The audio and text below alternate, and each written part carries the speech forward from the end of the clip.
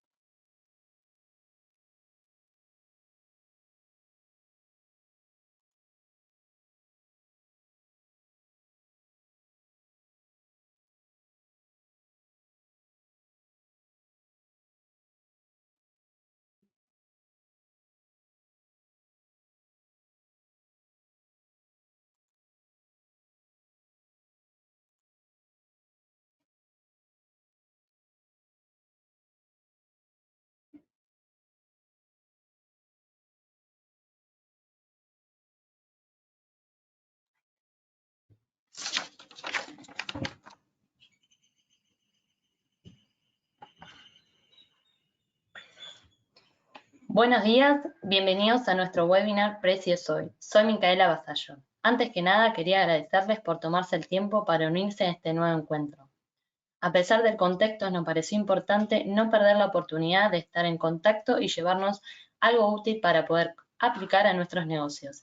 Así que decidimos realizar este webinar. Quisiera explicarles brevemente la dinámica del evento. En el día de hoy tendremos a 2 presentadores y 3 expositores, como pueden ver en pantalla.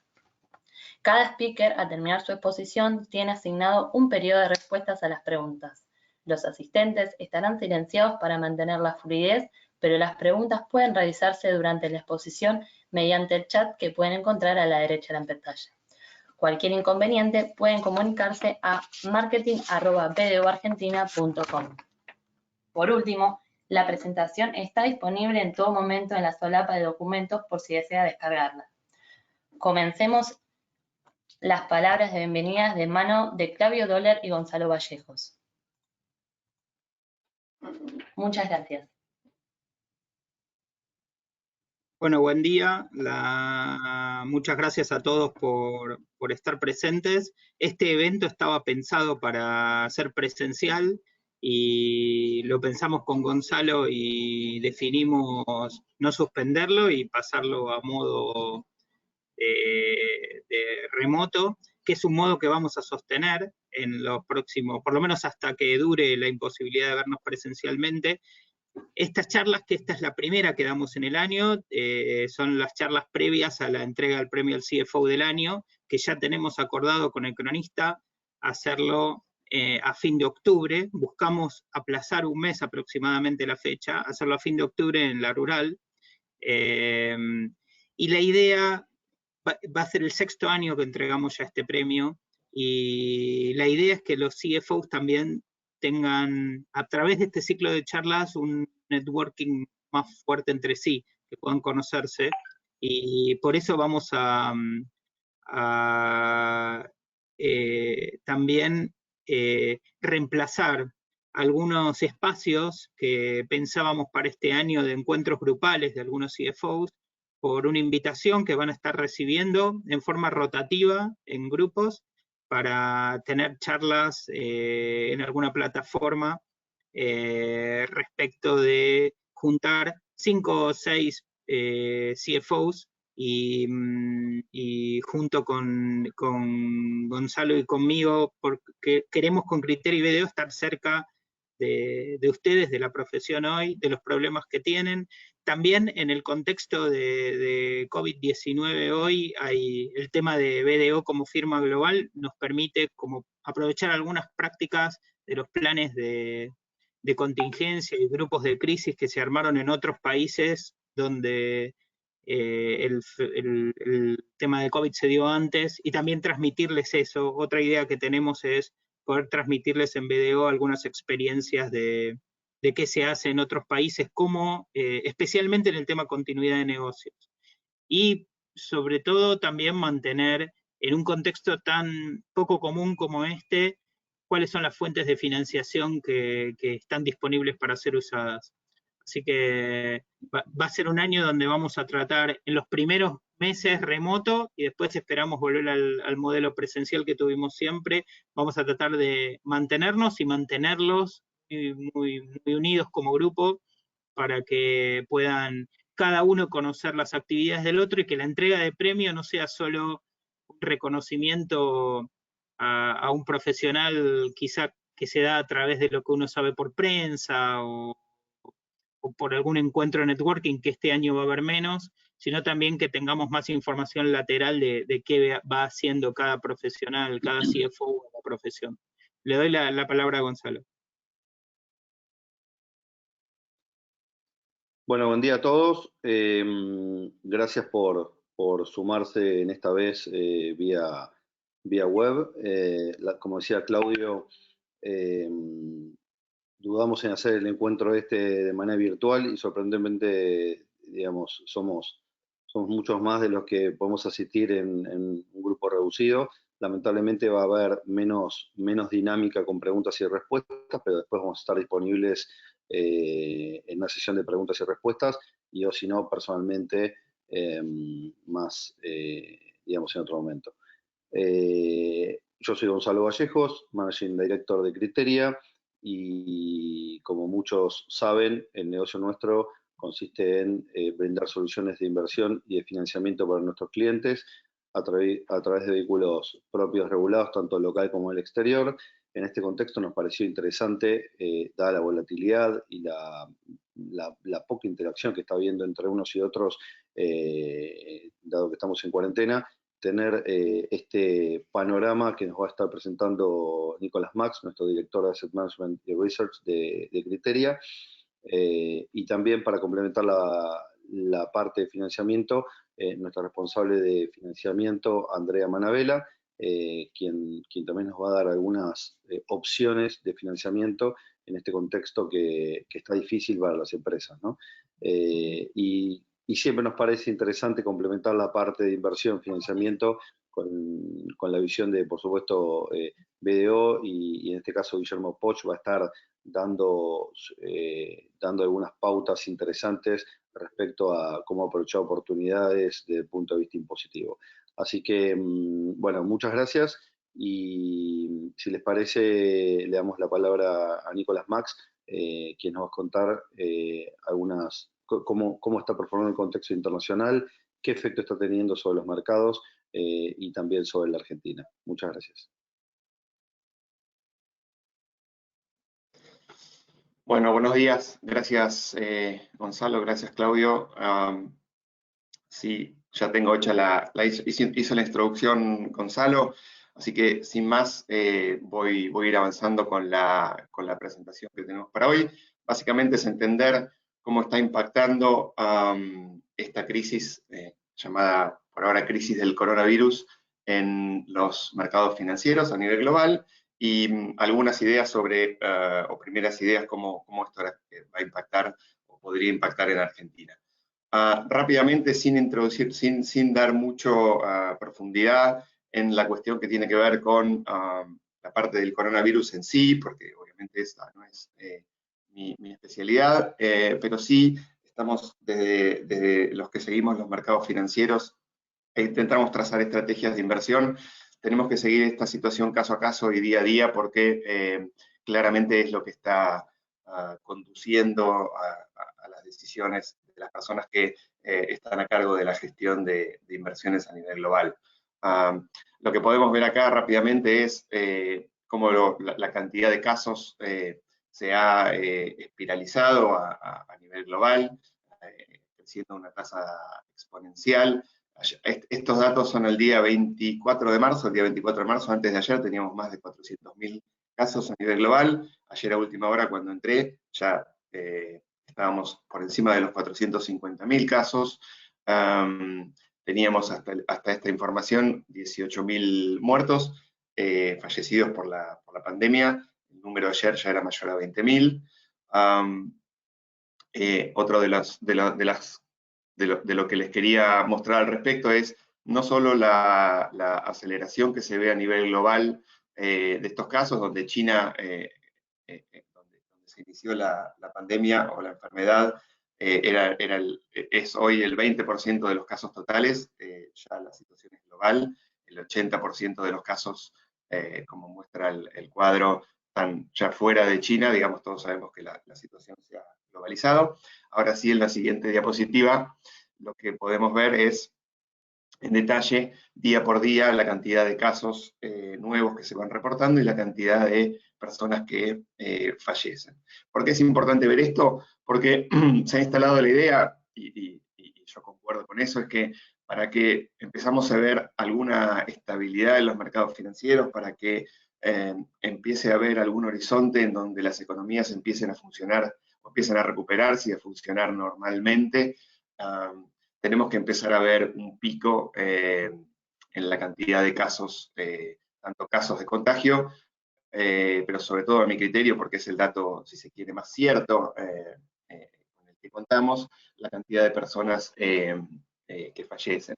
En la medida que tengamos esta característica que estamos viendo, donde estas tasas se van acelerando, es muy difícil que tengamos alguna estabilidad o alguna calma, que vuelva la calma a los mercados financieros, porque, digamos, difícilmente la economía se reabra a nivel global y se retome la actividad normal en la medida que los casos sigan con una tasa creciente.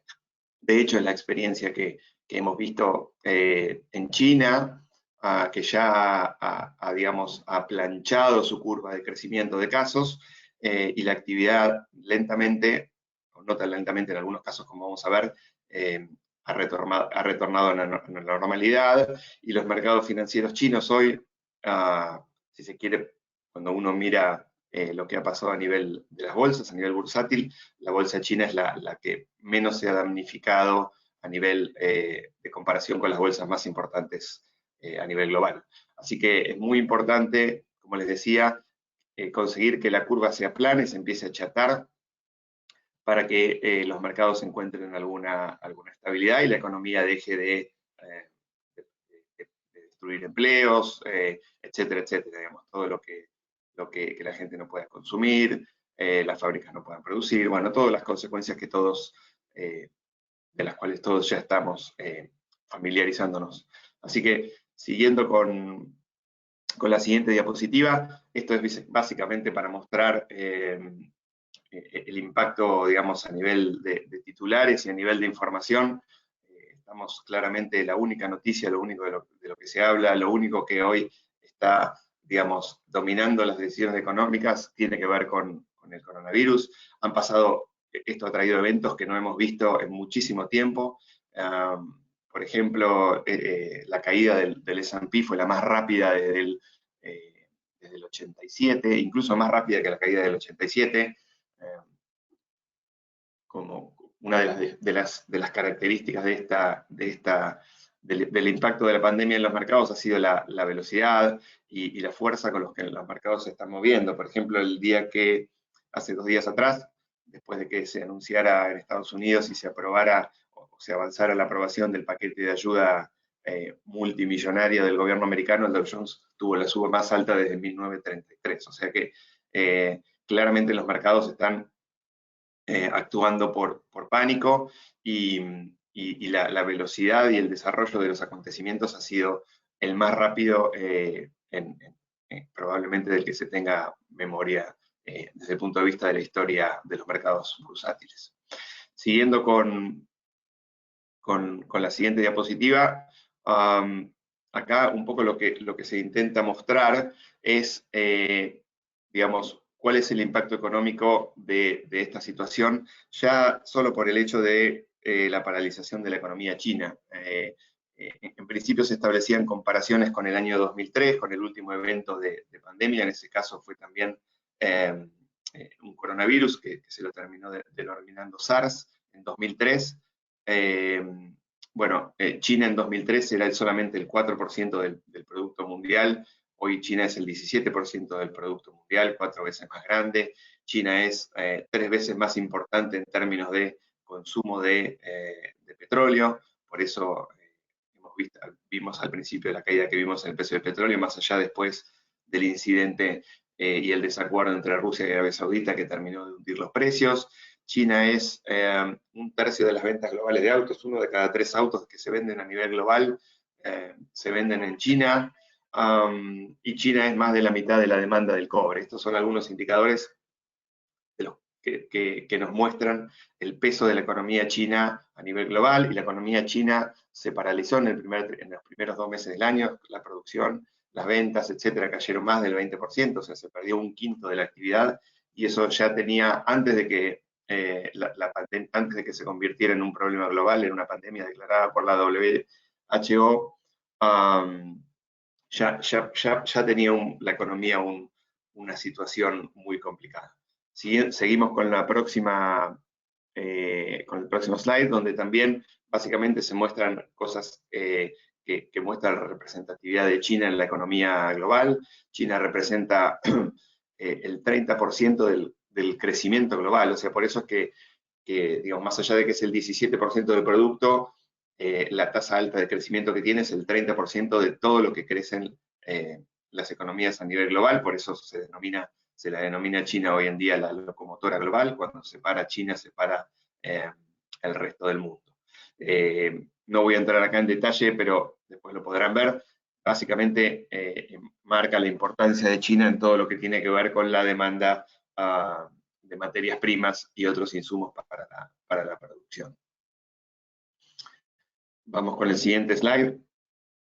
Y lo que tenemos acá es básicamente lo que les contaba rápidamente, tanto el consumo como la inversión real en China, que venía creciendo a tasas de alrededor del 5% antes de la pandemia, cae a tasas del 20-25% en los primeros 2 meses del año. O sea, básicamente la economía de China se detuvo abruptamente. Vamos adelante.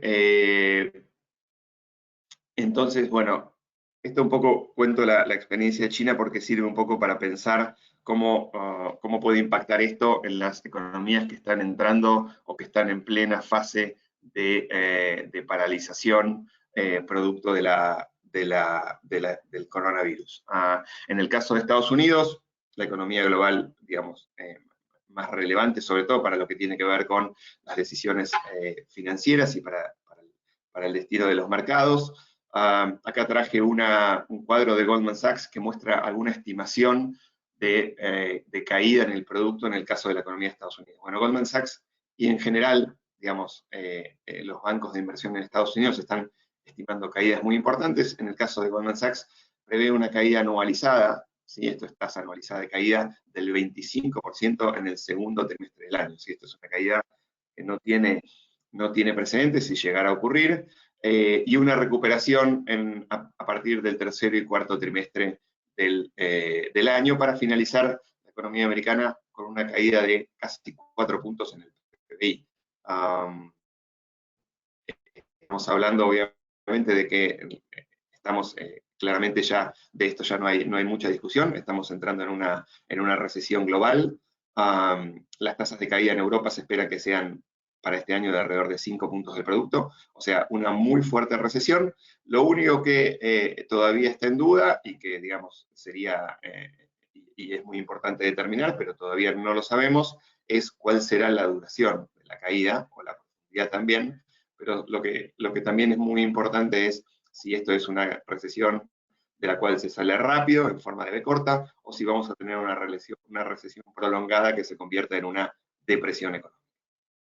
Seguimos adelante con un poco, bueno, qué están haciendo los gobiernos para tratar de paliar la crisis, ¿sí? No para evitarla, sino para tratar de paliar la crisis. Bueno, básicamente cuando armé esta diapositiva, la Reserva Federal había anunciado compras de bonos del Tesoro y otros activos por 700.000 millones de dólares, lo cual ya era un número muy relevante. Bueno, finalmente lo que la Reserva Federal hizo es cambiar esta política y anunciar compras de bonos del Tesoro y bonos garantizados por hipotecas sin límite. ¿Esto qué quiere decir? Que la Reserva Federal está dispuesta a absorber toda la demanda, todos los títulos que emite el gobierno americano para financiar de alguna manera el programa de asistencia fiscal que se estaría aprobando en el Congreso. Para que se den una idea, el tamaño del paquete que Estados Unidos anunció es de aproximadamente 10 puntos del producto, ¿sí? Es un número realmente sustancial que básicamente lo que va a intentar es poner dinero en el bolsillo de los trabajadores que no pueden recibir sus ingresos, ayudar a los sectores más afectados, como por ejemplo el caso de las aerolíneas con préstamos directos, digamos, de alguna manera dar liquidez y dar préstamos a las compañías que lo requieren, o sea, de alguna manera generar un puente que le permita a la economía americana salir de esta situación hasta que, digamos, la actividad vuelva a la normalidad. Realmente el paquete que se anunció no tiene precedentes, es muy importante, muy relevante, y Estados Unidos tiene la posibilidad de poder financiar esto con la emisión masiva de bonos del Tesoro americano. Otra de las cosas que hizo la Reserva Federal fue bajar la tasa de interés a cero, tal cual lo hizo durante la crisis 2008-2009. Ahí se puede ver en el cuadro de la derecha cuánto es lo que los bancos centrales han bajado la tasa de interés hasta el momento. Sí, estábamos bien en esa diapositiva,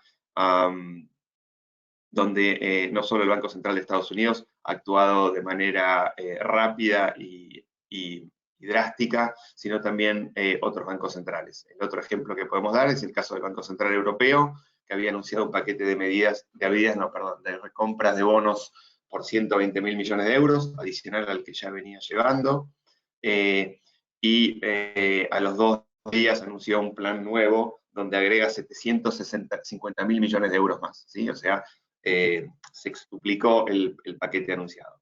Para que ustedes se den una idea, esto es, para quien no está en el día a día de las finanzas, esto es el famoso expansión cuantitativa o QE, que donde los bancos centrales compran bonos del Tesoro y otros activos en el mercado, de manera tal de mantener bajas las tasas de interés e inyectar liquidez en la economía.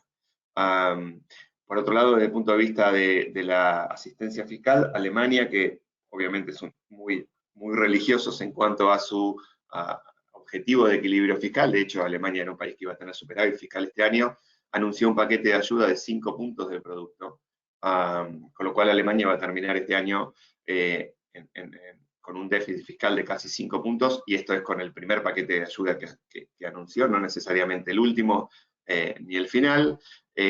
O sea que también por el lado de Europa se están tomando medidas de este tipo, incluso se está planeando la emisión de bonos conjuntos para, digamos, asistir a países que no tienen la posibilidad hoy de emitir deuda en el mercado a tasas, por lo menos a tasas razonables, como es el caso de Italia, donde el nivel de endeudamiento de la economía ya ha llegado a un tope.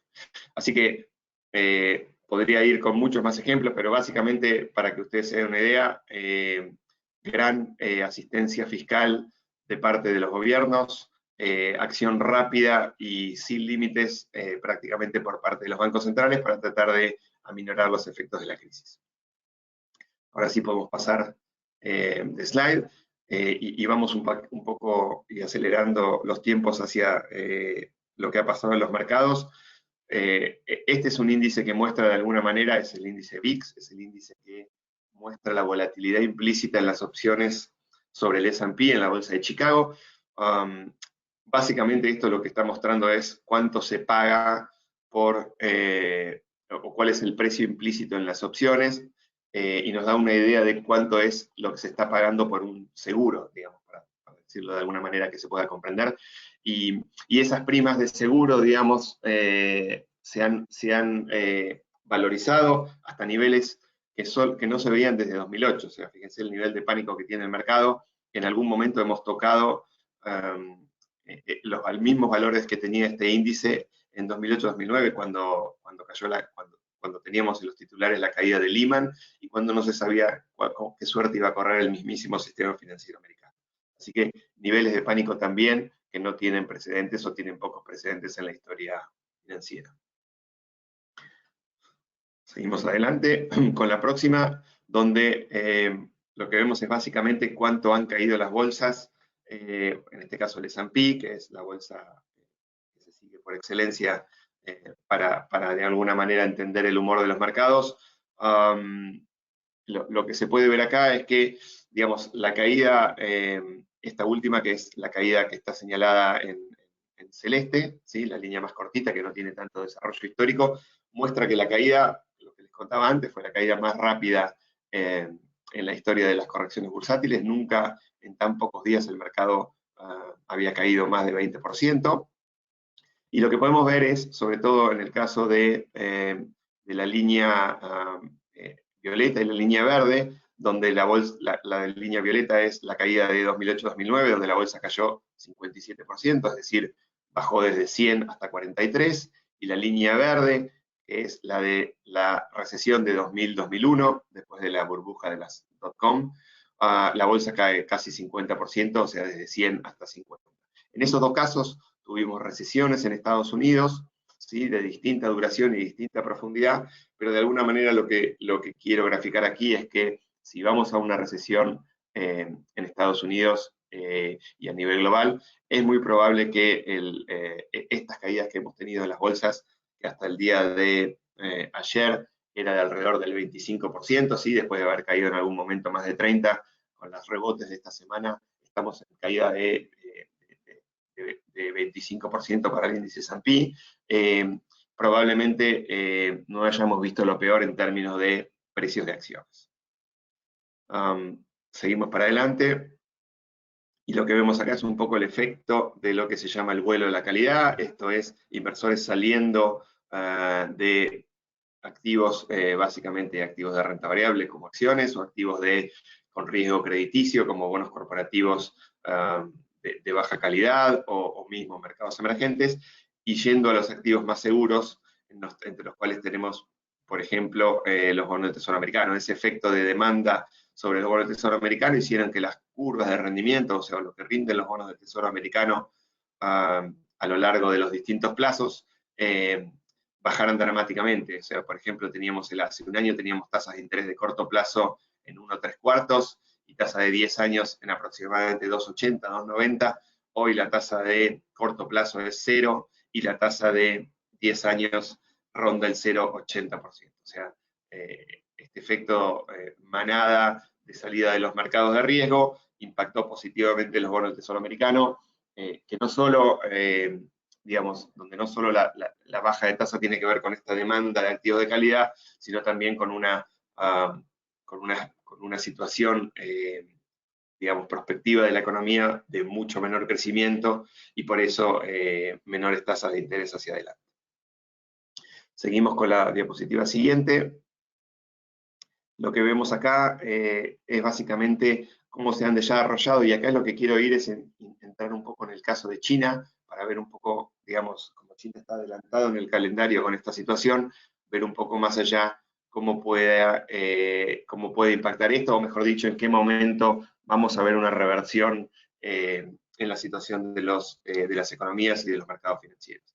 Si pueden llegar a verlo, hay dos curvas acá que me interesan, que son la curva de casos en Corea y la curva de casos en China, donde las tasas de crecimiento de contagios está completamente aplanada, digamos, no estamos sumando desde hace bastantes días ya nuevos casos de contagio, y por lo tanto, como les decía, allí se está empezando a retornar a la actividad, y esto tiene un impacto positivo en los mercados y los activos de los países donde la situación se tiene bajo control. No es el caso hoy de los países más relevantes en Europa, sobre todo el caso de Italia y España. No es el caso de Estados Unidos, donde las tasas de crecimiento de contagios se está acelerando, y también la tasa de fallecimientos, y que por lo tanto todavía es muy temprano para pensar en que la situación se pueda estabilizar. Si seguimos adelante, Lo que vemos acá es lo que les contaba, el caso chino rápidamente ha bajado la cantidad de casos activos, esto es contagios, menos la gente que ya se curó, menos la gente que fallece. Los casos activos están por debajo de 10.000, o sea que la situación en China ya se podría decir que está en principio bajo control. En la siguiente diapositiva seguimos con la lectura de lo que va pasando en China, y esto es lo que les contaba yo respecto a la recuperación de la actividad. Esto es un indicador que nos sirve para ver, si se quiere, en tiempo real lo que pasa con la economía china, antes que salgan los indicadores de crecimiento o sectoriales de manera oficial. El consumo de carbón está claramente rebotando. Si se mira, sobre todo quiero que se concentren en el gráfico de la derecha, en el cual la línea gris muestra cuál era el consumo de carbón alrededor del año nuevo lunar en la última década, el promedio, y la línea azul es cuál es el consumo de carbón, y esto tiene un delay de 2 días, o sea, esto es información día a día, cuánto es el consumo de carbón durante este año chino lunar, y fíjense que la línea azul se está acercando rápidamente a los promedios históricos, con lo cual eso nos muestra que de alguna manera la economía china de a poco va volviendo a la normalidad. Seguimos con la próxima, con el próximo slide, y me estoy empezando a introducir un poco en la situación local. Acá lo que les quiero mostrar es cuál ha sido la salida de flujos de mercados emergentes. ¿Sí? Esto es un indicador que muestra la entrada o salida de fondos a los fondos de inversión, de bonos y de acciones de mercados emergentes. Si miran ustedes lo que muestra este gráfico, en los últimos 10 años, y yo tampoco tengo, este gráfico muestra 10 años, pero yo no tengo registro para atrás tampoco, la salida de la semanal de fondos ha sido de aproximadamente 20.000 millones de dólares. Y esto es un número, como les decía, que no tiene precedentes y que muestra a las claras cómo el dinero sale rápidamente de los mercados emergentes cuando ocurre una crisis. Bueno, por supuesto que esto a la Argentina, por supuesto es un mercado emergente, les diría hasta mercado frontera, más chico con mercado emergente, cómo esto la afecta de cara a una situación tan particular que es la reestructuración de la deuda en moneda extranjera. Así que ya metiéndonos de lleno en Argentina y en el impacto local y la cuestión que tiene que ver con el financiamiento, lo que muestra este cuadro es que a partir de mediados de febrero, cuando Argentina tuvo que refinanciar, y esto es básicamente el roleo o la renovación de los vencimientos en pesos, cuando Argentina tuvo que renovar el famoso AF20, a partir de ese momento las renovaciones de bonos que el gobierno, los canjes y renovaciones de bonos en pesos que el gobierno proponía, fueron complicándose. De hecho, en promedio, a partir de ese entonces, Argentina solo pudo refinanciar el 50% de sus vencimientos, y por lo tanto tuvo que cubrir el resto con emisión de dinero. Y digamos, estoy encarando la situación hacia lo que tiene que ver con la emisión de dinero, porque, bueno, es básicamente a lo que el gobierno tiene que recurrir ante la ausencia de financiamiento. Entonces, lo que vamos a ver en el próximo slide es que no solo el gobierno tuvo que emitir y tendría que emitir para cubrir lo que no se renueva de los vencimientos de pesos, sino que también a partir de las medidas que anunció estos días para asistir básicamente a la economía y a las personas en la caída de ingresos que produce esta cuarentena, el tamaño del paquete de gasto anunciado es de alrededor de 1 punto del PBI, ¿sí? Que también obviamente no tiene otra fuente de financiación que el Banco Central y la emisión de moneda. Y por otro lado, esto lo que muestra el otro gráfico a la derecha es la caída en la recaudación real. Ya en enero y febrero, en términos reales, la recaudación venía cayendo aproximadamente entre 5 y 6 puntos.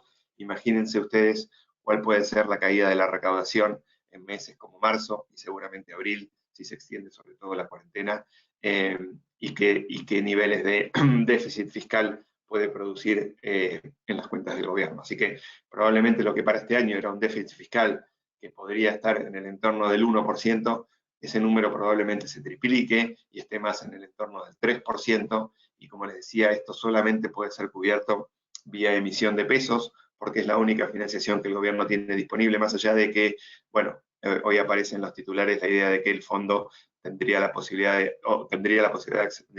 acceder a 3.000 millones de dólares adicionales por parte del Fondo Monetario Internacional. Vamos a ver si eso se confirma, sería una buena noticia, pero entiendo que eso quizás probablemente el gobierno lo use por ahí más para tratar de mejorar sus números frente al canje de deuda y quizás no tanto para gasto local. Pero bueno, eso lo veremos con el correr de los días.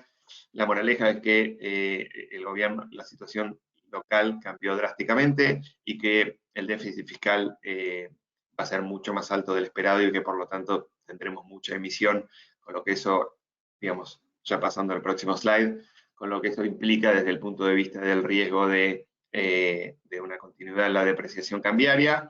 Me refiero básicamente al dólar libre, al dólar contado con liqui, que ya había tocado máximos la semana pasada alrededor de 90, lo mismo que la brecha entre el tipo de cambio oficial y el tipo de cambio contado con liqui, que se acercaba la semana pasada también al 43%. Así que básicamente la idea acá es en lo posible no tener pesos, digamos, porque además la remuneración de los pesos está por debajo de la inflación, y sí tener la cartera protegida en términos de moneda extranjera.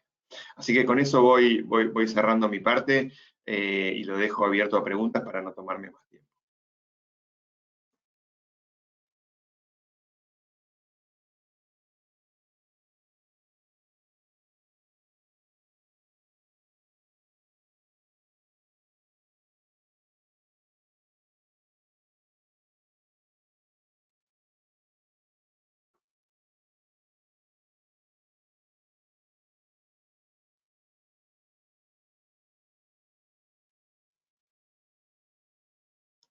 Bueno, acá tenemos una pregunta y es básicamente, la pregunta dice, ¿cuánto se parece esta crisis a la del 2008 y qué se puede aplicar de lo aprendido de esa crisis a esta? A ver, la crisis desde el punto de vista de los factores que la produjeron es completamente diferente. En el 2008, digamos, tenía que ver con una crisis básicamente originada, como ustedes recordarán, en las malas prácticas bancarias, digamos, que produjeron la famosa crisis del subprime. En este caso, hay una crisis que no se le puede imputar, digamos, de alguna manera, y a dónde voy con esto, digamos, ¿no? El famoso tema del moral hazard.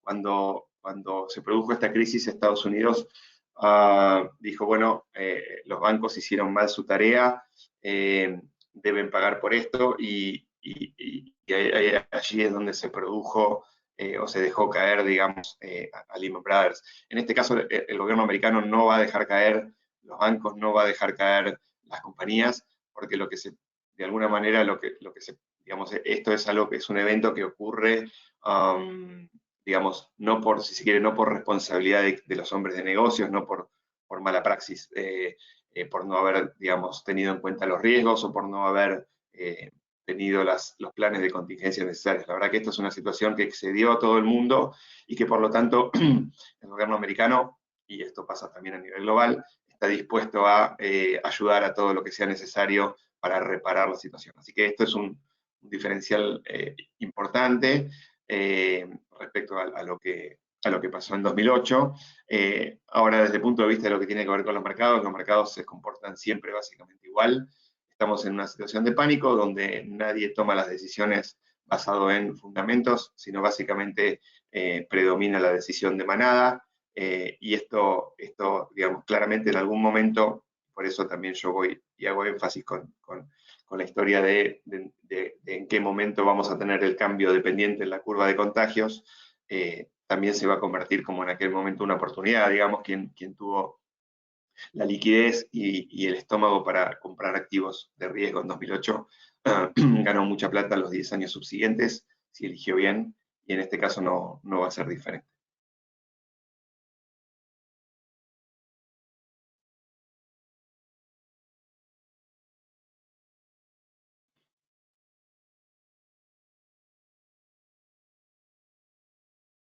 Bueno, aparentemente yo no hay más preguntas, así que le doy mi mi lugar al próximo expositor. Muchas gracias a todos y sigo aquí por si después al final habría más preguntas para responder.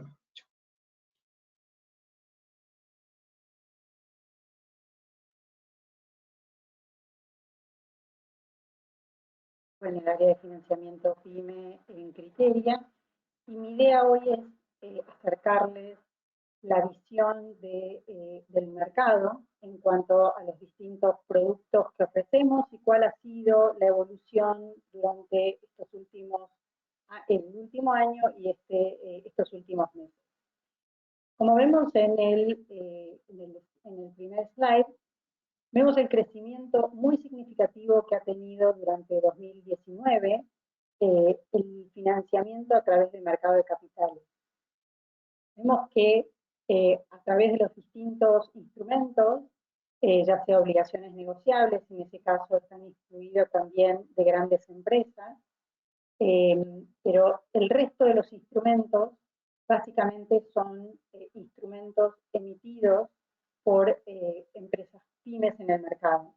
Y mientras el financiamiento a través del mercado de capitales tuvo un crecimiento del 71%, me gustaba remarcar que comparativamente con bancos, que el crecimiento de préstamos durante 2019 fue de 21%, el crecimiento del 71% del financiamiento a través del mercado de capitales es una señal muy significativa. O sea, ya las distintas empresas empiezan a ver el mercado de capitales como una alternativa muy viable y muy beneficiosa para obtener financiamiento, al menos como un canal alternativo que hasta no hace mucho no era tan común.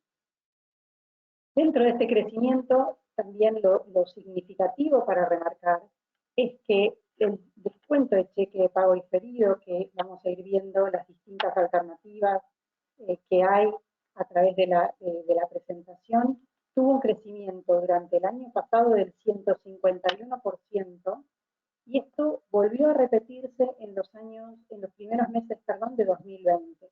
El crecimiento en enero de 2020 comparado con enero de 2019 tuvo una evolución también del 151-152%.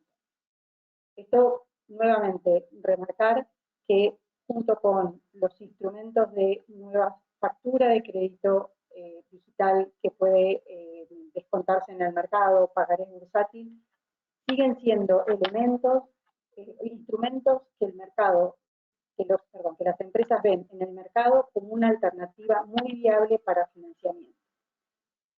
En el siguiente slide vemos cuáles son las ventajas o por qué uno debería ver el mercado de capitales como una alternativa. Básicamente porque muchas veces los bancos no son alternativa por distintas restricciones, por distintas complicaciones que existen a nivel macro. Los bancos, no restringen su oferta.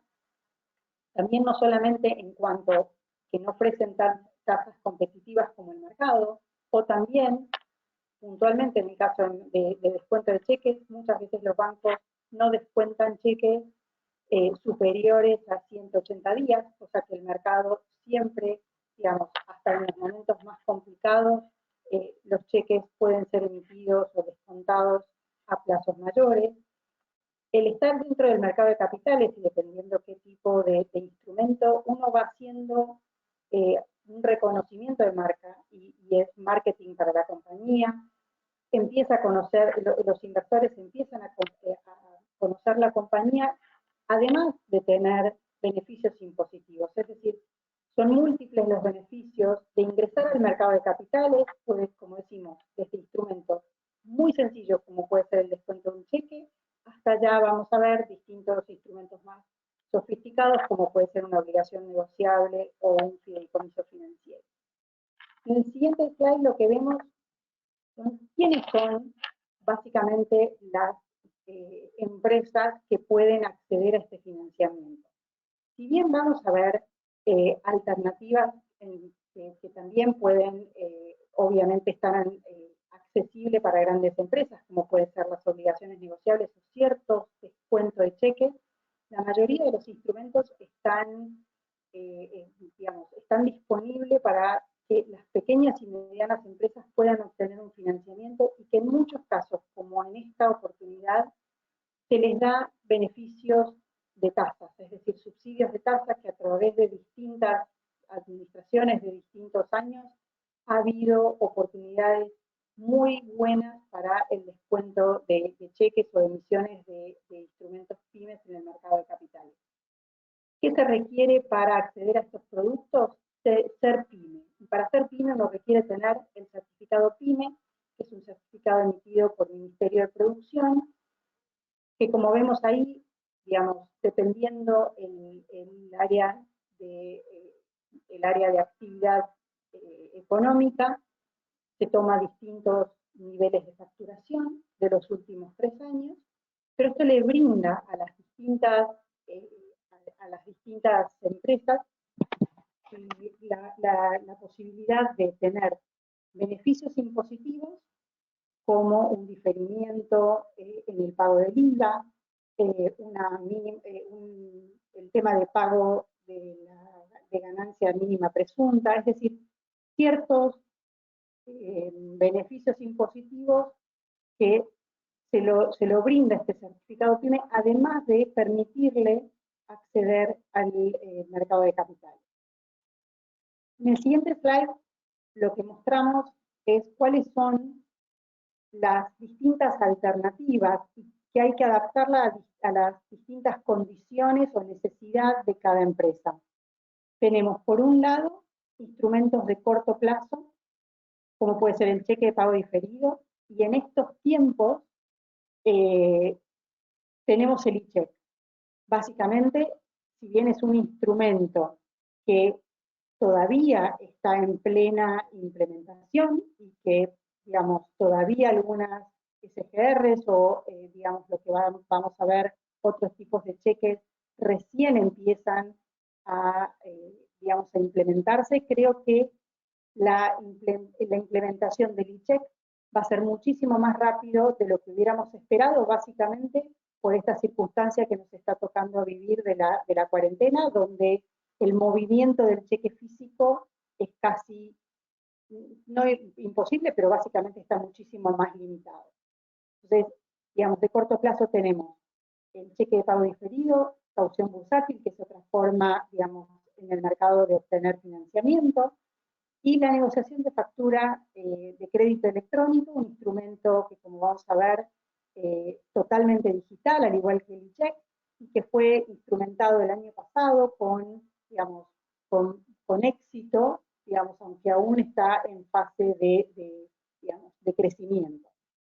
Básicamente todos esos instrumentos son más corto plazo, es decir, hasta 1 año para capital de trabajo, pero también hay otros instrumentos que pueden, que complementan y que ya son más para, digamos, inversión y que tienen un horizonte de 3 años, como puede ser un pagaré avalado, también un instrumento digital, y obligaciones negociables o fideicomisos financieros, que obviamente va a depender de las condiciones de mercado para la emisión de estos instrumentos, pero que son a un plazo mayor.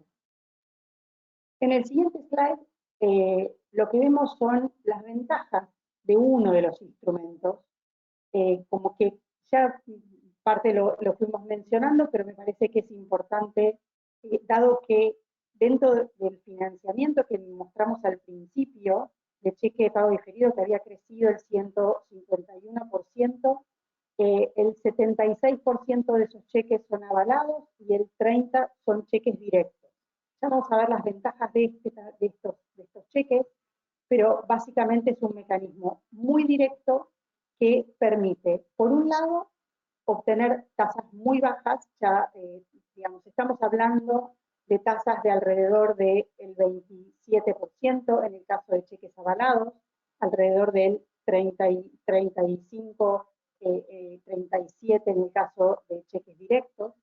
Plazos más largos, como decía, y muchas veces los bancos no dan la oportunidad de descontar un cheque, Y obviamente, como sabemos, las empresas, y dependiendo del contexto, muchas veces han alargado, digamos, los plazos de pago. Entonces, el mercado es una muy buena alternativa para poder descargar esos cheques y hacerse del dinero para capital de trabajo. Complementa, otra de las ventajas es que complementa la línea de crédito bancario. Muchas veces el utilizar el descuento de cheques dentro del banco me limita o me va reduciendo el cupo que cada banco me da como crédito a mi empresa. Entonces, que yo pueda descargar esos cheques en el mercado de capitales me amplía mis posibilidades de financiamiento. Cosas más específicas como dar esos cheques como garantía en ROPEX o los beneficios impositivos que implica el descuento de cheques vía mercado de capitales.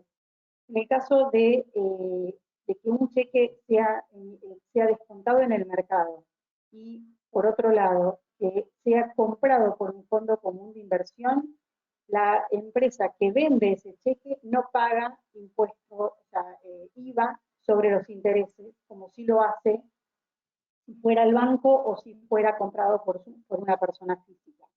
Asimismo, si un cheque se descuenta en el mercado y no se necesita, digamos, si se puede mantener algunos días en fondos comunes de inversión, uno también puede evitar pagar impuestos de débito y crédito. Es decir, que con la complementación de otros productos del mercado de capitales y de otros productos que como ALIC podemos ofrecer, podemos eficientizar no solamente costo financiero, costo, digamos, de tasa de interés, sino otros beneficios como pueden ser impositivos. En el siguiente slide lo que mostramos son los distintos tipos de cheques que se pueden descontar en el mercado de capitales. Si bien el más conocido o el más, digamos, difundido es el cheque avalado, y por otro lado los que hasta el año pasado podríamos decir estaban los fondos comunes de inversión focalizados en ellos, son los cheques avalados por sociedades de garantía recíproca. Esto es un trámite, digamos, cada SGR, digamos, avala a ciertas pymes que como contragarantía la pyme debe darle algún tipo de fianza o activo como contragarantía. A partir de esa línea, la pyme emite cheques con la seguridad que tiene el pago por, si la pyme no puede responder, será la SGR quien responda por la pyme. Eso le brindó a los fondos comunes de inversión digamos, un instrumento muy seguro, y dada la obligatoriedad que tiene ciertos fondos para invertir en instrumentos PYME, este es digamos, un instrumento muy seguro. Pero no es el único, hay otros instrumentos como el cheque garantizado. En este caso es un cheque que sí puede ser emitido tanto por pequeñas y medianas empresas como por empresas grandes. Los cheques garantizados no requieren de un SGR, del trámite de SGR, sí se requiere activos financieros como bonos, acciones, que deben ser dejados en garantía en el mercado argentino de valores en Rosario. Se emite un cheque contra esos activos y cuando el cheque vence y se paga, esos activos son liberados. Si bien no es un mercado tan líquido ni tan difundido como el cheque avalado, es una posibilidad también de hacer con la total seguridad de que ese cheque va a ser pagado. Por último, el cheque de segmento directo. Esto fue, digamos, se le dio mucho impulso a partir del año pasado. Digamos, es una operatoria que está orientada básicamente a proveedores de empresas grandes, no requiere de SGR, y a partir de que el año pasado estos cheques se hicieron, si bien se hace en negociación en MAV, tiene custodia en caja de valores, los fondos comunes de inversión han permitido un crecimiento y hoy representan el 30% de la negociación de cheques. Estos cheques son cheques emitidos por empresas, las 100 primeras empresas de primera línea. Entonces, el proveedor que recibe un cheque de estas empresas va directamente a una LIC, va a Criteria, nos presenta el cheque. Por ahora había sido físico, por ahora, digamos, de ahora en adelante va a ser, puede ser también e-check, y ese cheque se envía a Caja lo carga y se hace se negocia directamente en el mercado en el mismo día. Es decir, no tiene todo el trámite que requiere la aprobación por parte de una sociedad de garantía recíproca. En el siguiente slide, lo que mostramos es que, si bien esto, dijimos, la mayoría de estos instrumentos son, o sea, de estos cheques, son para pequeñas y medianas empresas, que también mencionamos, muchas veces se benefician de tasas subsidiadas o de políticas que en su momento pueda definir el gobierno a cargo, pero digamos, una herramienta que tienen las grandes empresas para beneficiarse de estas condiciones de mercado es desarrollar su cadena de valor.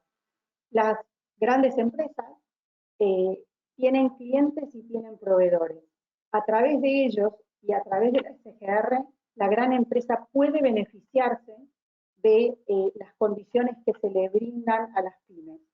¿Cómo?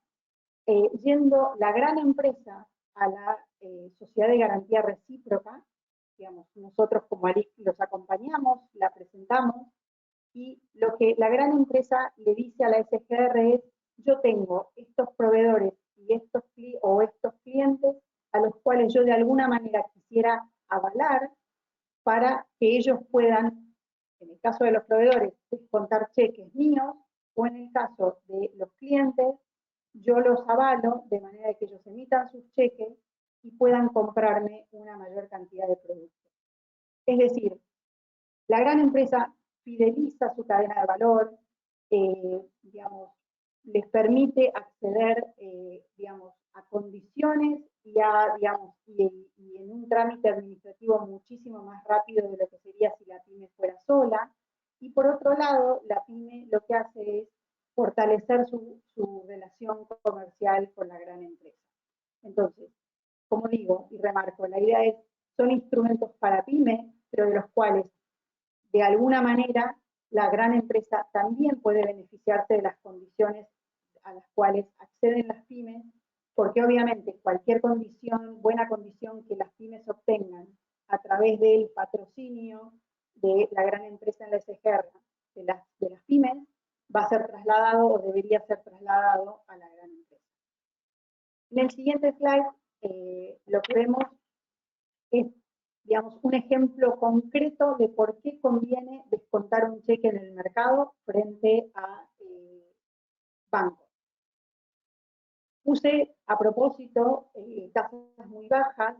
Como leímos en los diarios, el gobierno va a intentar que los bancos, parte de lo que tenían en liquidez, lo utilicen en financiamiento PYME al 24%, es decir, que va a ser una tasa a la cual, si bien no todos van a acceder, algunas empresas van a poder acceder a esta tasa baja.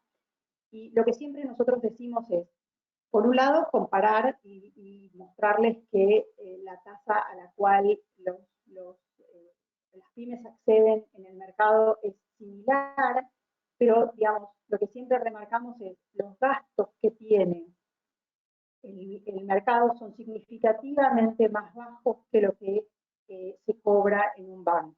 Básicamente porque tienen ciertos impuestos, sellos, impuestos de débito y crédito, además que los bancos cobran cierto costo administrativo, que en el caso de la negociación de mercado es estándar y es significativamente más bajo, porque los porcentajes que se cobran en la negociación de mercado son porcentajes anuales, y en general muchas veces, no siempre, cada banco tendrá su condición, pero es lo que digamos, se acostumbra, los porcentajes son directos, es decir, que para cheques, y es lo que vemos en el gráfico, para cheques más cortos, el costo directo significa un incremento muy significativo en el costo total. Básicamente es mostrarles un ejemplo y remarcarles que cuando, digamos, tomen en cuenta cuál es la tasa de mercado y cuál es la tasa de banco, lo tomen contando los gastos totales, es decir, el costo financiero total, y no solamente la tasa, porque eso les va a ayudar a entender si realmente están haciendo un buen descuento, porque, como decimos, no solamente hay que tomar en cuenta la tasa, sino que va a estar utilizándoles parte del cupo que ustedes tienen en el banco. Entonces, esto les va a ayudar a pensar si realmente es una buena opción cada vez que tengan un cheque, si es bueno para ir al mercado o si para ir al banco. En el siguiente slide, lo que les voy a mencionar rápidamente son los otros instrumentos que hay en el mercado. Creo que el tema de factura de crédito electrónico empezó el año pasado, digamos, todavía es incipiente frente al volumen que está negociando cheques, es significativamente menor, pero creo que tiene una ventaja que es hasta ahora digital, entonces, o sea, que es digital, entonces hasta que el cheque vuelva a tomar, digamos, el e-check pueda tomar la misma dimensión que tiene el cheque físico, creo que la factura electrónica es un instrumento para estos momentos. Lo que le permite la negociación de factura electrónica es convertir un crédito comercial en un crédito financiero.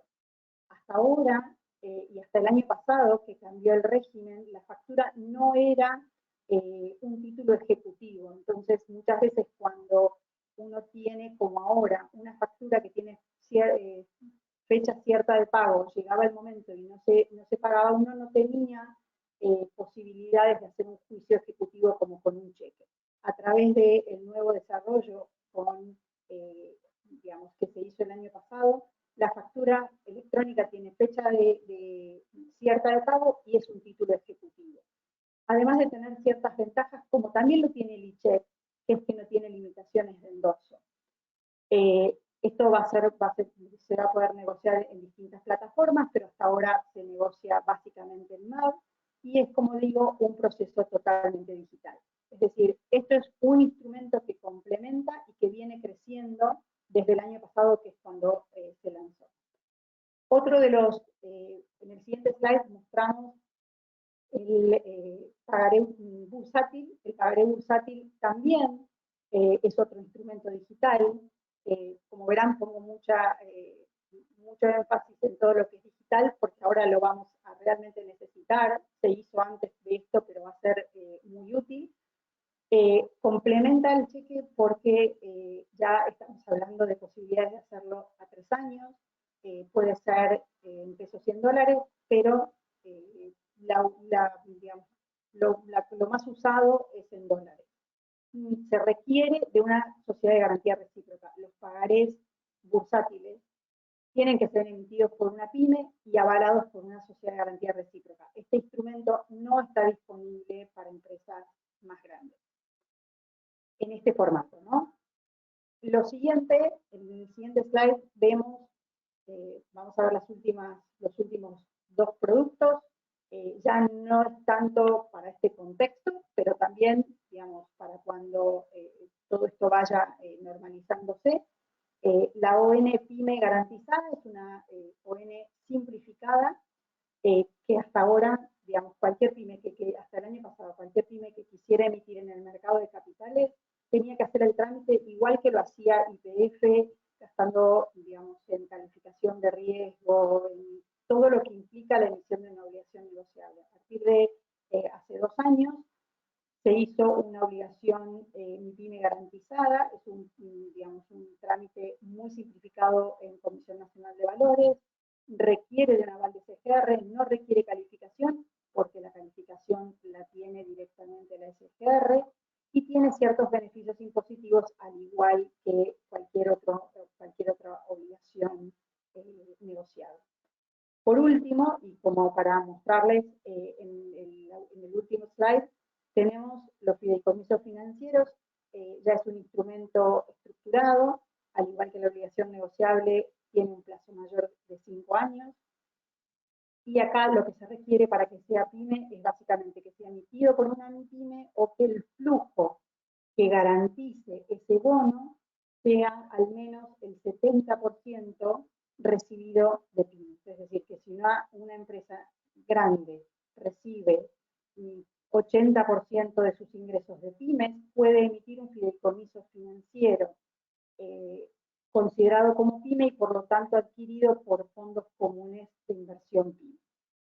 Es decir, con esto quise brindarles un poco una paleta de productos que ofrecemos a través de la LIC, ya sea de corto plazo como son los cheques, instrumentos de mediano plazo como puede ser un pagaré, hasta productos más largos como puede ser una obligación negociable o un fideicomiso. Así que ahora estoy abierta a preguntas, sé que ya creo que tengo alguna.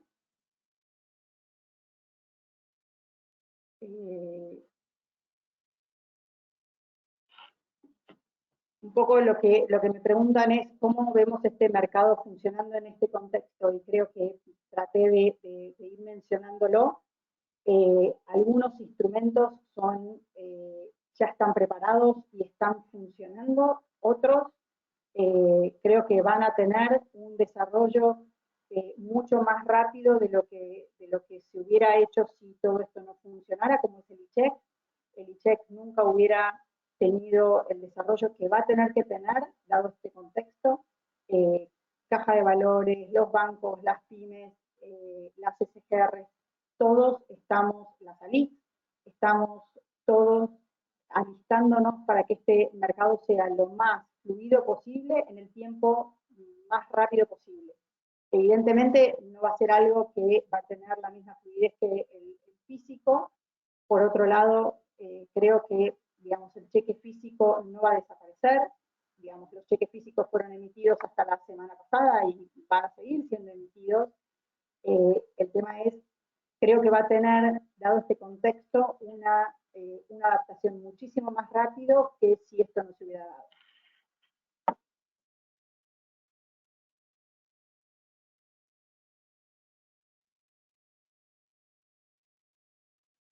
Bueno, me están preguntando el volumen. El volumen hasta, digamos, la semana pasada era, digamos, un volumen normal, digamos, porque todavía no tenemos números de lo que se está negociando, que podríamos decir estos 2-3 días, porque hasta el día viernes todo el mundo podía moverse. También lo que tenemos que tener en cuenta es que, y por eso hay tanto movimiento en la calle, muchas empresas todavía tienen gente autorizada para mover los cheques físicos, y digamos, las SGRs lo que sí han hecho, y ya esto está implementado desde hace mucho tiempo, ellos tienen todo el tema de traspaso de los cheques vía digital a Caja de Valores, es decir, que desde las SGR hasta Caja de Valores los cheques no requieren movimiento físico. Entonces, eso también ayuda a que esto no tenga una caída tan abrupta. Evidentemente, el volumen va a ser mucho menos hasta que, como digo, esto, el tema del ICHEC pueda ser implementado.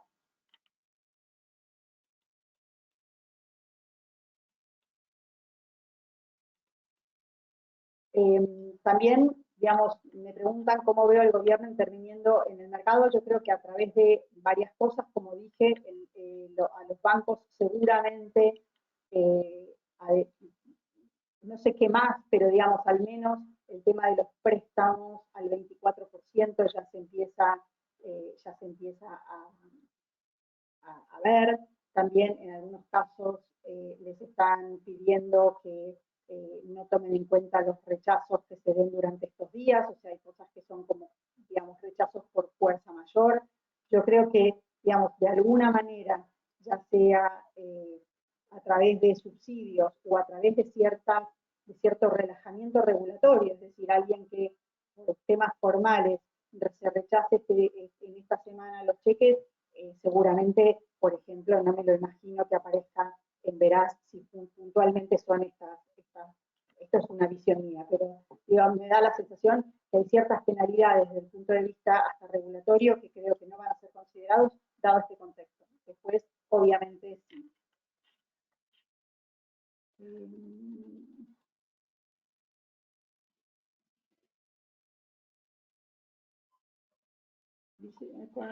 De factura de crédito. Sí, a ver, en el tema de factura de crédito electrónico, más allá de lo que estuvimos, bueno, perdón, me preguntan si conozco casos que se haya ejecutado la factura de crédito electrónico y cómo ha sido el grado de éxito en el cobro. A ver, si una de las posibilidades que uno tiene es dentro de caja de valores, es seguir la evolución del cobro de las facturas de crédito electrónico negociadas. Es decir, si yo pongo el número de quit de la empresa que estoy comprando o queriendo vender esa factura, tengo la posibilidad de saber si las facturas anteriores, primero, si hay facturas negociadas y en el caso de que se hayan sido negociadas, si se pagaron o no. La idea es que sí sabemos puntualmente de algunas empresas, y sobre todo públicas, que no necesariamente han pagado en término esas facturas. Sin embargo, esto no es ni más ni menos que lo que hubiera pasado en el pasado, que no les hubieran pagado. La gran diferencia ahora es que uno tiene, como decía, la posibilidad de iniciar un juicio ejecutivo, que hasta antes uno podía tener digamos, una orden de pago de una empresa, digamos, del Estado, y que eso no se pudiera pagar. Con lo cual, digamos, es un elemento más. No quiere decir que todas las facturas que se negociaron tuvieron un 100% de éxito en el pago.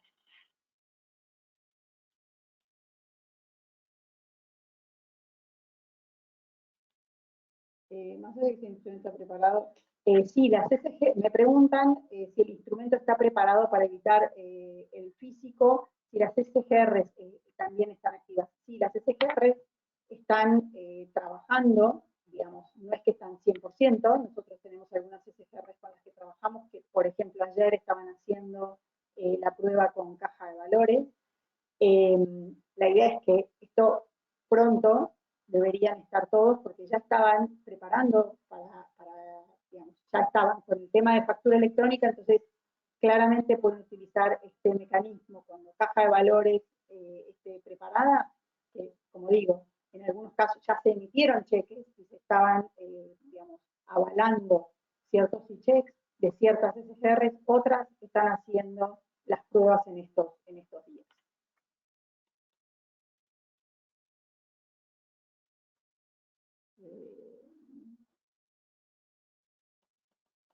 Sí, evidentemente, John, me preguntan si, digamos, más allá de que esté preparado, si no puede haber un corte de la cadena de pagos. No quiero ser dramática, yo no sé si va a haber un corte de cadena de pagos. Evidentemente, sí, la cadena de pagos va a estar resentida, porque por más que esto esté funcionando, no va a estar funcionando como funcionaba con el físico. En el mercado, como digo, todos estos días tampoco ha tenido, en estos 2 o 3 días, no ha tenido la evolución, perdón, el monto que ha tenido hasta la semana pasada. Entonces, creo que, no sé si se va a cortar, pero creo que sí se va a resentir significativamente.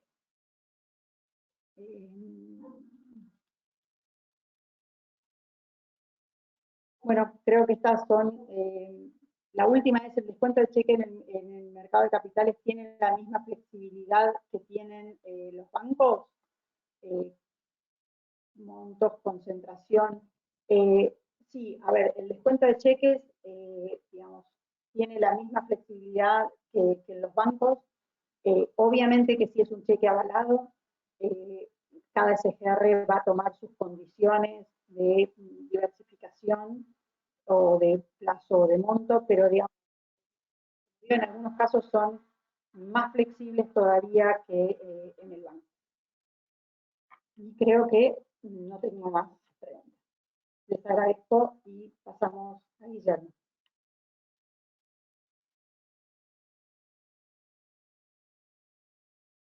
Bueno, buenos días a todos. Muchas gracias, André, por pasarme la palabra.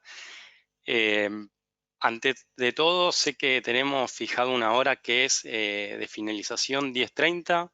Cuando asumimos, o sea, o a quien le toca al final sabe de que tiene que ajustar sus tiempos a lo que se fijó para la audiencia, con lo cual voy a tratar de ser breve y transmitirles ciertas cuestiones para aquellos CFO, o sea, que claramente ustedes conocen de que está la gente que les apasionan los impuestos o la gente que claramente no le gustan los impuestos. Entonces, voy a tratar de ser breve, conciso y transmitirles conceptos para que tengan en cuenta al momento de tomar una determinación, ¿sí? Por favor, Mica, si me puedes pasar. ¿Qué es lo que vamos a tener como eje de esta charla? Primero, algunos aspectos a tener en cuenta en la actualidad de una combinación de normas que se van dando. Voy a hablar de la imposición a la renta, básicamente en dos impuestos, impuesto a las ganancias, impuesto sobre los ingresos brutos, y después en cada uno de esos impuestos voy a tratar de abordarlo transversalmente, por un lado en impuesto a las ganancias con el ajuste por inflación, y en materia del impuesto sobre los ingresos brutos, el impacto que tiene esto que se habló del consenso fiscal que 2017 que se dejó de lado. Siguiente filmina, Mica. Vamos a ir medio rápido, vamos a ir medio como en la tele, que el tiempo es tirano. Hoy en día, luego del restablecimiento de los controles de cambio, de ciertas normas fiscales de ajuste por inflación, de normas como van a venir de economía del conocimiento y otros sinnúmeros de normas se están dando, que hay tres ejes en los cuales cualquier CFO tiene que estar teniendo en cuenta. Uno es los aspectos cambiarios, tratar de buscar flexibilidad cambiaria. Por otro lado, dónde se localiza la renta.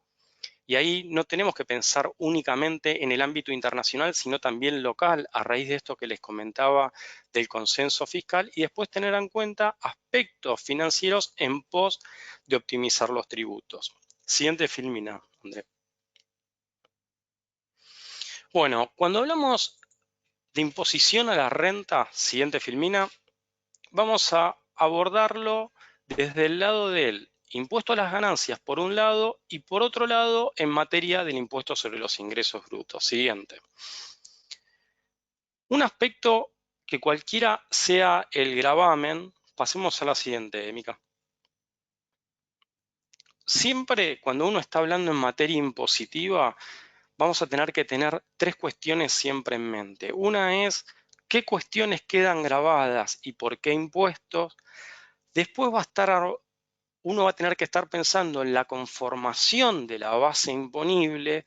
Y la tercera cuestión, pasemos de slide, Mica, porfa, es vinculado a la imputación de la renta.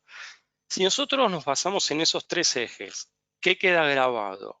¿Cuál es su base imponible y cuándo corresponde estar tributando? Vamos a ver que uno puede sacar provecho de las normas tributarias. De otra manera, como uno tiene presente que el impuesto incide directamente en la rentabilidad de los negocios en general, no va a quedar de lado la renta financiera, uno tiene que articular estos tres conceptos o ver cómo otras cuestiones pueden afectar a cualquiera de estos tres conceptos en pos de tener la mejor tasa de tributación. ¿Estamos de acuerdo? Pasemos, Mica. 2 slides. Uno más. En materia de impuesto a las ganancias para las personas jurídicas, sabemos que a partir de la ley de solaridad que se firmó o que tiene vigencia el año pasado, la alícuota corporativa no va a ser del 25%, sino que va a ser del 30%. En materia de todos los instrumentos que nosotros venimos hablando, acá en este seteo o en este mapeo que uno tiene que tener de los impuestos y de los instrumentos financieros, tiene que saber que dependiendo en qué uno está invirtiendo, va a tener tratamientos fiscales de manera diferenciadas. ¿Estamos de acuerdo? Por un lado, las acciones, las cuotas partes de los fondos comunes de inversión, los certificados de fondos de fideicomisos financieros que sean de fuente argentina, esos instrumentos, de alguna manera, en materia fiscal, a diferencia de lo que sucede en el ámbito contable, vamos a ver que de alguna manera se van a evaluar a costos históricos. O sea, no va a haber una reevaluación desde un punto de vista fiscal a cierre de ejercicio. Entonces, la determinación de la renta se va a producir cuando se produzca la venta de estos instrumentos, no así por la mera tenencia de los instrumentos. Ahora bien, lo que después vamos a tener que tener en cuenta es cómo va a impactar la inflación en estos instrumentos para así sabemos, cuando estoy tomando la decisión, cómo va a afectar en la rentabilidad final. En materia de títulos públicos, obligaciones negociables, títulos de deuda de fideicomisos financieros y demás valores, ahí de alguna manera lo que se va a reconocer va a ser la evaluación a cierre de esos valores. Y ahí va a haber un lineamiento similar contable a fiscal. Después vamos a ver cómo impacta la inflación en este sentido. Por último, cuando nosotros nos vamos a acciones, fondos comunes de inversión, certificados de participación y títulos públicos, pero ubicados en el exterior, vamos a ver lo que se van a medir en moneda dura y las diferencias de cambio no van a ser reconocidas hasta tanto haya disposición de esos bienes en el exterior o se repatrien esos fondos hacia la Argentina. Siguiente slide. Entonces, acá lo que vamos a tener que analizar es cómo impacta la inflación en cada uno de estos instrumentos. Siguiente slide. Pasemos el siguiente y vamos al siguiente. Pasémoslo este. Cuando hablamos de ajuste por inflación, lo que ustedes tienen que tener en mente es que vamos a tener dos grandes ajustes dentro del ajuste por inflación. Hay un ajuste estático y hay un ajuste dinámico. El ajuste estático parte de los saldos iniciales y va a estar conformado por activos computables y no computables. La tenencia de un título público al inicio del ejercicio me va a dar una pérdida deducible a fin del ejercicio.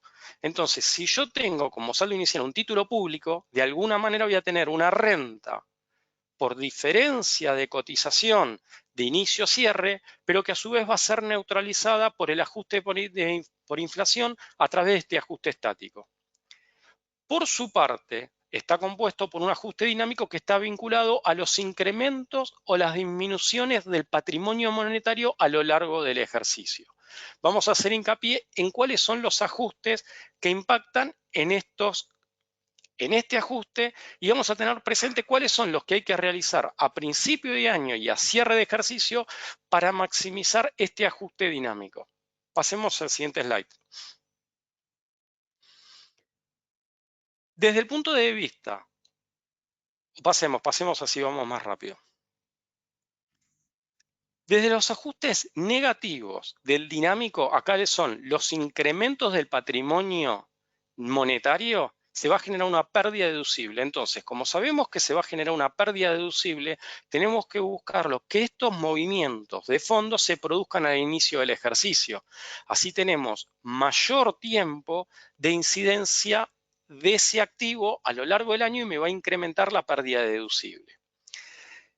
Todos los que sean aportes y aumentos de capital me van a aumentar esa pérdida deducible que venimos hablando. Otra de las cuestiones es, si yo repatrio fondos desde el exterior para pasar a hacer rentas de fuente argentina, si las traigo a principio del ejercicio, la pérdida deducible va a ser mayor que haberlo hecho a fin de año. ¿Estamos de acuerdo? Entonces, si alguien está pensando en traer fondos para invertirlos en Argentina, por un lado tiene que saber de qué me va a jugar desde un punto de vista beneficioso traerlos a principio de año porque me va a incrementar la pérdida deducible por el ajuste dinámico. Pero ahora bien, lo que tengo que tener presente es que si va a estar en moneda extranjera en el país, voy a tener la pérdida por la diferencia de cotización de la moneda extranjera. Entonces ahí uno tiene que ir variabilizando y ver cuándo conviene, por lo que uno esté estimando que va a suceder en el mercado, para obtener una mayor pérdida deducible o que se neutralice por una diferencia de cambio que puede tener que ser reconocida desde el punto de vista fiscal. Siguiente slide. desde los ajustes positivos, o sea, que me generan ganancia grabada desde un punto de vista del ajuste por inflación dinámico.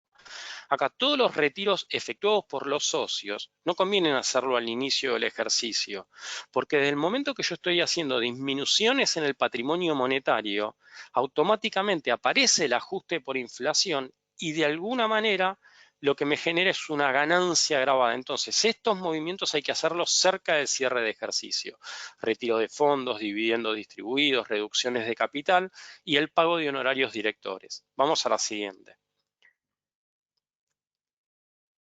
Si nosotros, acá voy rápido hacia el final, ustedes vean que dice fondo o bienes que pasen a generar resultados de fuente extranjera. Todos aquellos movimientos de fondos vinculados a la generación que pasan de ser de fuente argentina a ser de fuente extranjera, el ajuste por inflación, el dinámico me dice reconocerlo como ganancia grabada.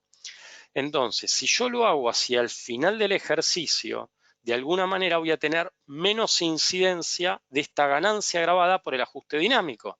La contrapartida es que si tengo moneda argentina mucho tiempo en Argentina, ¿qué me va a suceder? Voy a tener una diferencia de cambio positiva sometida a gravamen. Pasemos al siguiente slide. Bueno, ahora me van a preguntar, pero Guillermo, después de la modificación de la ley, se estableció que el ajuste por inflación nada más va a tener la aplicación de un sexto de efecto en el impuesto a las ganancias.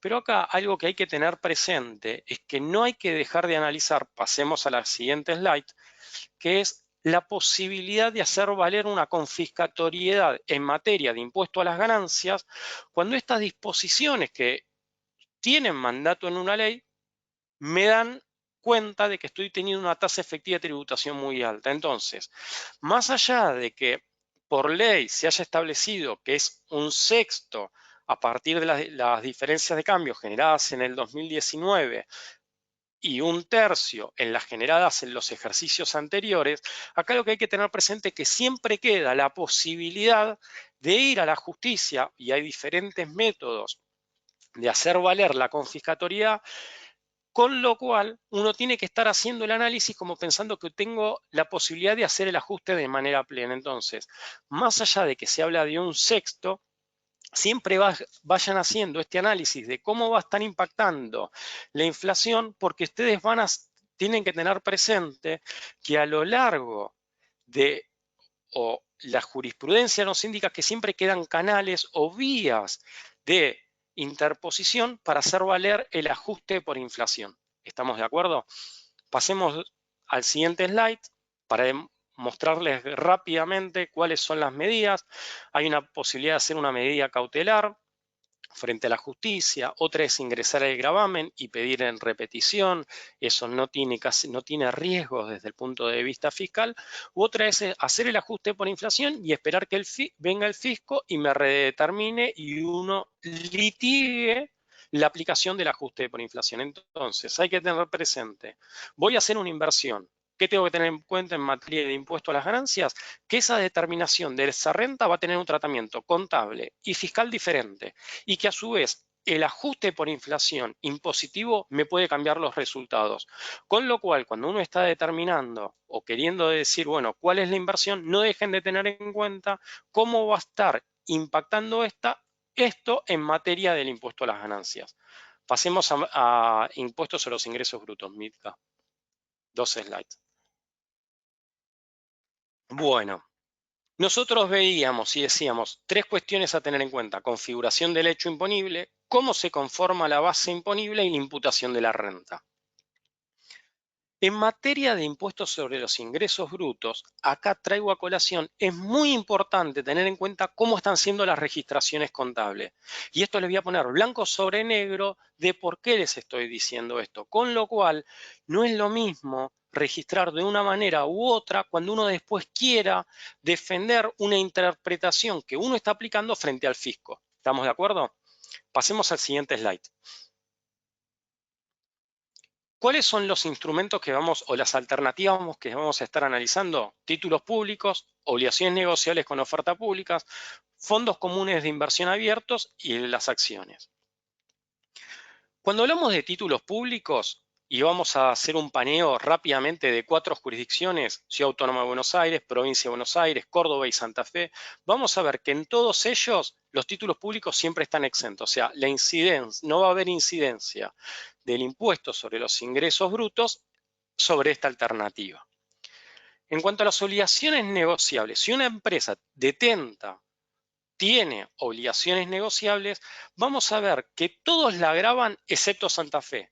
Santa Fe no somete a gravamen de alguna manera las rentas derivadas de las obligaciones negociables.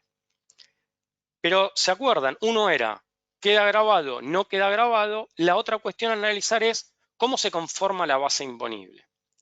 En materia de obligaciones negociables, como queda circunscripto en operaciones financieras, el reintegro del capital, o sea, el capital que yo invertí, no quedaría grabado. Con lo cual, si uno de alguna manera está recuperando plata de las obligaciones negociables, cuando lo cobra, solamente va a quedar grabado el componente financiero, no así el recupero del capital. ¿Estamos de acuerdo? Ahora bien, en cuanto a los fondos comunes de inversión, lo que tenemos que tener en cuenta es que acá se generan varias cuestiones y se va complejizando el tema.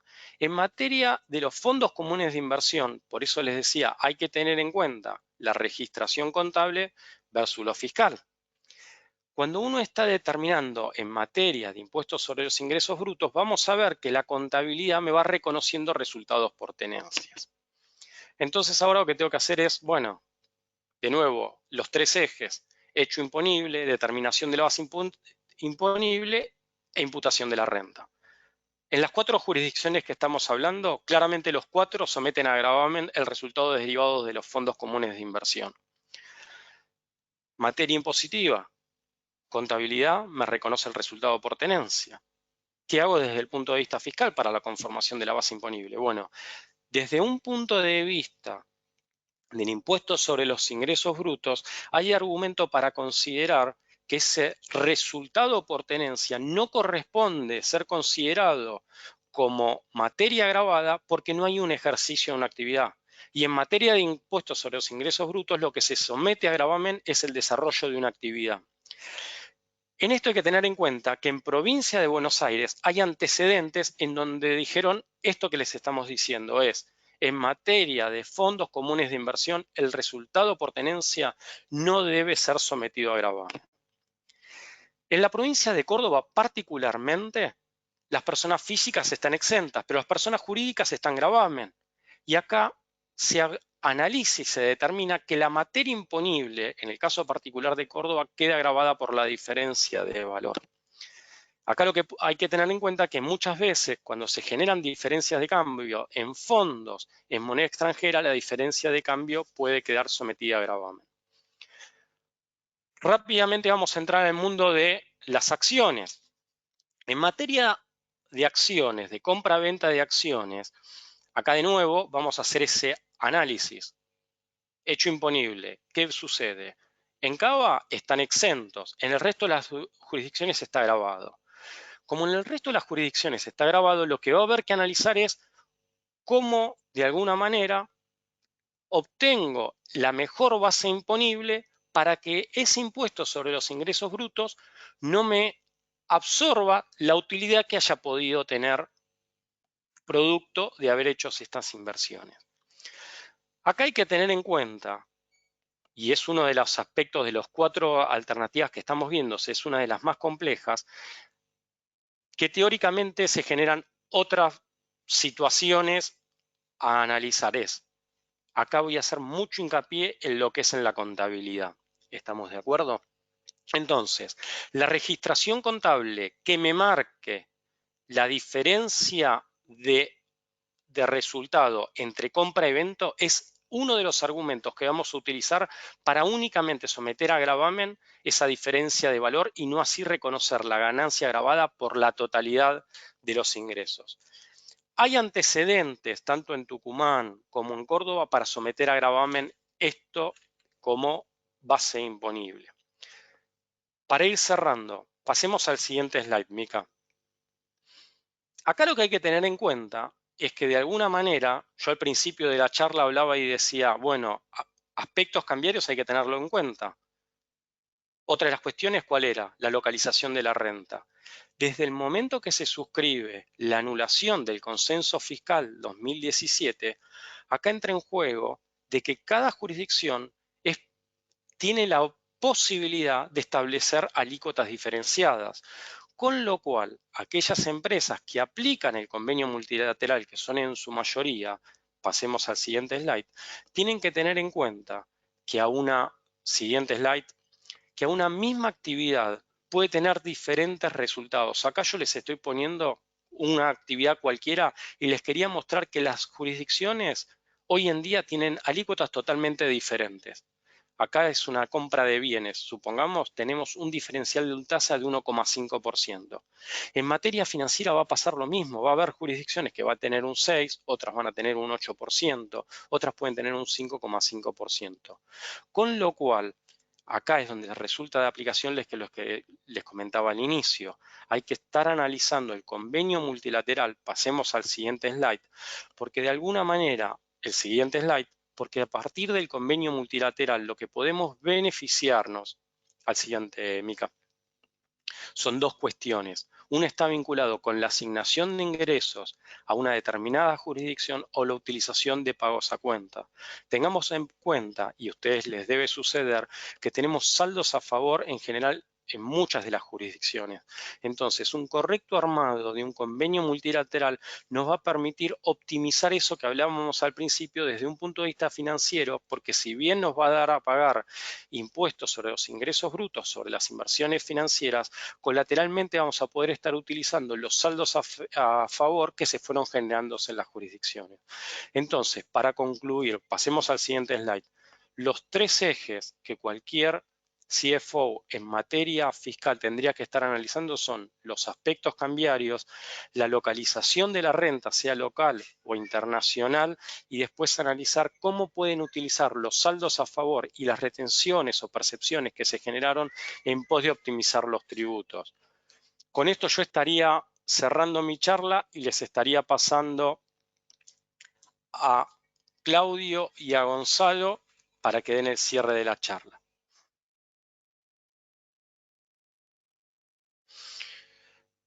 Acá tengo, a ver, una pregunta.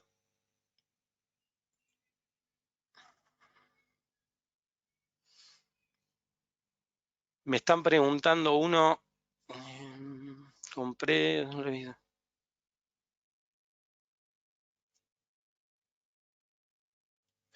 bueno, una de las consultas que me están haciendo en el público es qué pasa con las diferencias de cambio producidas por el contado con liquidación. Acá algo para que tengan en cuenta es, en su momento, el fisco, en la administración anterior, o sea, dos administraciones anteriores, en la de, administración de Ricardo Echegaray, de alguna manera el fisco dio una interpretación de que las ganancias obviamente quedan grabadas, todas las ganancias quedan sometidas a gravamen en materia de las personas jurídicas, pero no así las pérdidas. Ciertas pérdidas no son deducibles. Y en el caso particular de contado con liqui o operaciones de dólar MEP, ahí lo que hay que tener presente es que el fisco oportunamente dijo que no se vinculaban con las actividades principales de los entes y tenía cierta reticencia a admitir la deducibilidad. Desde ese lado, yo creo que hay que analizar y viabilizar el riesgo que quiere asumir cada una de las compañías. Desde mi perspectiva, hay argumentos para lograr la deducción de esos conceptos y ustedes tienen que tener presente que en materia tributaria, tanto el fisco como el contribuyente están en igualdad de condiciones una vez que la norma entra en vigor. Con lo cual, más allá de que el fisco pueda dar una opinión al respecto, si uno entiende que hay sólidos argumentos para defender la postura de uno, se podría plantear en la justicia y dirimirse la justicia. No es que la última palabra siempre la tiene el fisco de cómo se deben hacer las cuestiones. Ahí lo que uno tiene que analizar es si uno quiere asumir un riesgo o no, si no quiere litigar o no quiere litigar. Con esto yo estaría cerrando las preguntas y daría para el cierre de Gonzalo y de Claudio. Creo que antes había algunas preguntas pendientes de Nico, no sé si querías hacer un resumen, Nico, de las preguntas y después hacemos el cierre, Claudio y yo, ¿te parece? Sí, las preguntas las puedo resumir porque van en un mismo, van todas apuntando a la visión del tipo de cambio y de la brecha, así que las resumo en una. Bueno, básicamente, después de esta idea que les conté sobre la perspectiva de emisión de pesos que el gobierno va a tener que efectuar para afrontar los mayores gastos y la menor recaudación, claramente la visión que tenemos es de una brecha cambiaria y de un tipo de cambio más alto que el que tenemos hoy, me refiero al contado con liqui. Estos días estamos viendo alguna baja incluso, pero esto me parece que tiene más que nada que ver con cuestiones técnicas y con falta de pesos en esta situación de corte de cadena de pagos y de ingresos, pero la idea es que, o el riesgo, mejor dicho, es que la tasa de evaluación del contado con liqui supere a cualquier rendimiento que podamos obtener hoy en el mercado de pesos. Bien, buenísimo. Gracias, Nico. Gracias, Andrea. Gracias, Guille. Un poco para cerrar, a mí siempre me gusta pensar en oportunidades, a pesar del contexto en el que estamos. Ahí, como hemos podido ver en la presentación de los tres, y a modo medio de bullet points, vemos emisión internacional y local, inflación, brecha, diversificación de inversiones, estar atento al momento de reperfilar las carteras, estar atento a las medidas que saque el gobierno para que a través de tasas subsidiadas, vía mercado de capitales o bancos, las empresas puedan tomar fondos, muchas veces por más que no lo necesiten, cuando la plata es regalada, pueden surgir oportunidades. Prestar mucha atención a lo que tiene que ver con las alícuotas impositivas diferenciales, tanto para inversiones en Argentina como en el exterior, el diferencial que existe entre las personas físicas y las jurídicas.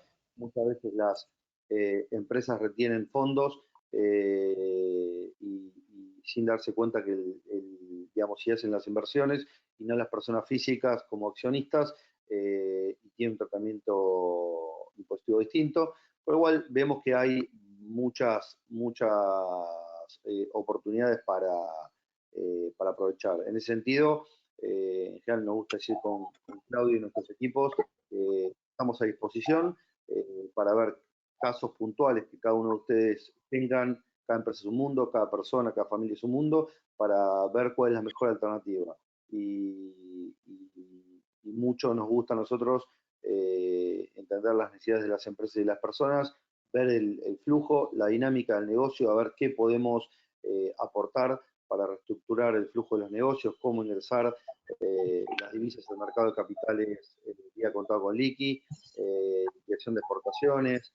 Hay claramente muchas oportunidades en ese sentido, y mismo cuando hay que hacer movimientos interesantes de aporte de capital o préstamos o back-to-backs o distintas alternativas, sentarnos a pensar cuál es la mejor alternativa, a veces desde el punto de vista impositivo, legal y financiero, se logran los mejores resultados. Así que, bueno, muchas gracias a todos. Perdón porque se extendió un poco la charla, pero creo que salió bastante bien. Les mando un abrazo, gracias. Bueno, simplemente para cerrar, también muchas gracias por haber asistido. Multiplicamos casi por 3 el número de asistentes que solemos tener en las presenciales, y no hubo, por lo menos desde el punto de vista de conexión, mucha baja en el medio, así que me parece que nos fue bien en la parte remota, digamos. por favor, si tienen alguna pregunta o si pudo haber pasado que alguna pregunta no fuera respondida, no dejen de enviárnosla por mail. Nosotros nos comprometemos a responderla por mail. Y por último, este tema, tenemos mucha fe con Gonzalo en poder de alguna manera compensar el networking que no vamos a poder hacer presencial a través de este tema de grupos que vamos a armar con una plataforma de comunicación. Así que van a estar recibiendo de Micaela una invitación para el próximo grupo. Vamos a ir por grupos rotativos, pero creo que hay mucho para compartir y aportar en esta época respecto a temas que podemos hacer. Muchas gracias y que tengan muy buen día.